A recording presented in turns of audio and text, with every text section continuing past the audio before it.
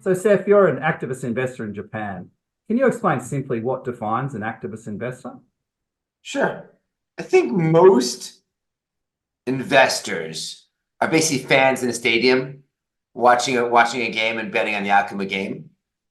And an activist investor is kind of more like player coach, right? So an activist investor says, like, not just am I going to try to bet on who's playing the game, but I actually think if you like change the center or change a coach or add a couple of more players or add a little bit more to the budget or kind of make some other changes in the weight room, you're going to affect dramatically the improvements on the field, and you can actually change the game, kind of figure out help their chances of winning.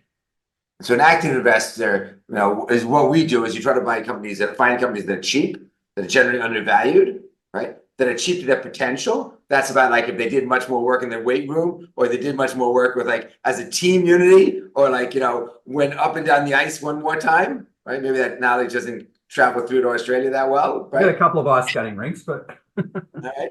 There's a great scene in Miracle on Ice, right? The Olympic miracle 1984 in Lake Placid, where the American Olympic team beat the Russians famously, right? And like there's a great team. There's a great scene in the movie as well, where they're just like again, of like working really hard, right? In that case, it's like a case of a bunch of underdogs with a fantastic coach that brought them together.